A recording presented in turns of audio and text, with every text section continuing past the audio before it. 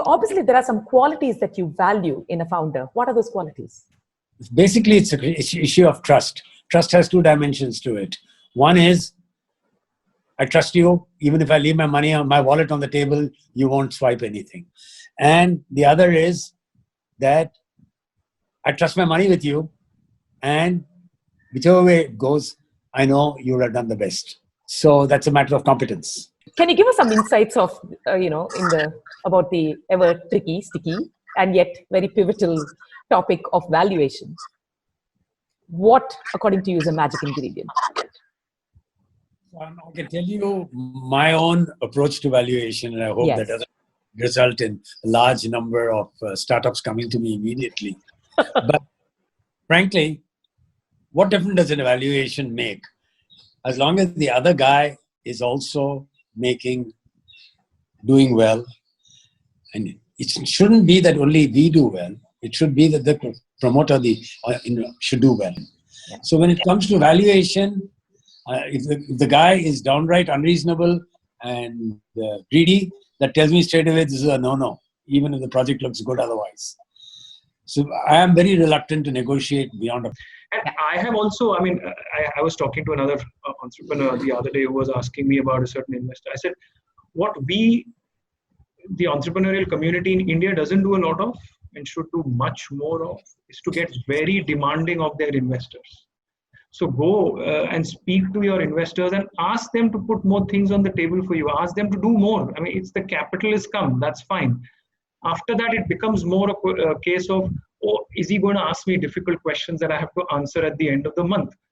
Rather, I would go in the middle of the month and say, I'm coming up against these problems. Now you help me find a solution. The question is, are you willing to go and ask them for more? Isn't that the better thing to do than to have thought about the valuation as much? Both Saif and me have now finished 2, 3, 4 rounds, and we're now in the middle of our 5th round of funding. Our valuation discussions have never exceeded an hour or so. So I think that the guys being obsessed with valuation is the reason why they got into the game. And but if they're not if they're not mature enough to be able to conceal that and try and justify a valuation, then like Vivek says, they've come to the answer before stating the problem. So just assuming that, my evaluation is this, I am worth it, but do you have the competence to bring that kind of growth in your company, etc.? So that is also something that they have to keep in mind. I'm glad you raised that question. Within the angels, we often talk about whether this company and these promoters have the capability to manage a 1,000 crore valuation. Can they manage in Aztec? And some of the people believe that once they get to that level, they'll manage somehow. But I think first indications of whether these guys are even going to get anywhere near that or not is visible in the promoter. And we often take a call on that. There's no point making the suggestion to these guys because these guys, no circumstances are going to get over there.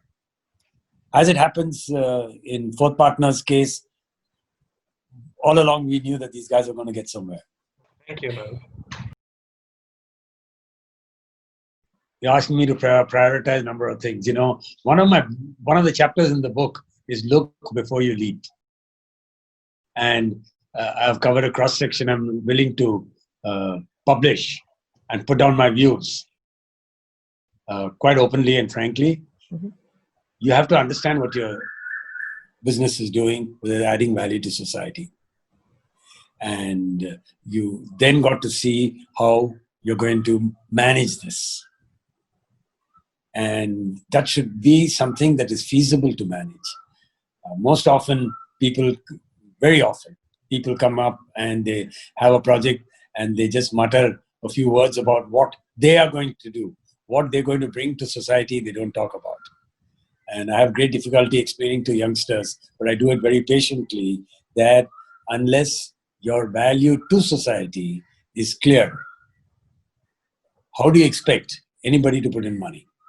So my suggestion to any young entrepreneur, budding entrepreneur is, are you bringing value to society? When I say society, I mean value to the space you're operating in.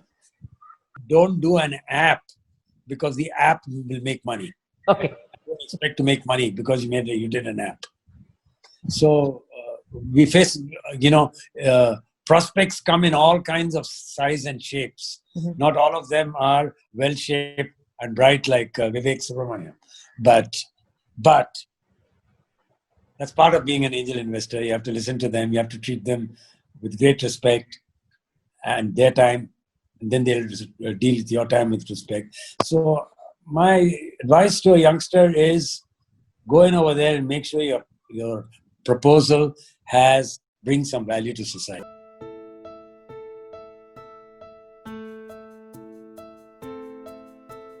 In the past week, you listened to what Vivek had to say about his rather unusual journey. When someone who has raised $70 million tells you to think about smart capital and tells you not to sweat about the share of the pie but the value of the pie itself, well, I would listen. Naru spoke about trust and not being greedy. These might sound like simple things, but remember, sometimes the genius lies in the simplicity. I hope you found the conversation meaningful.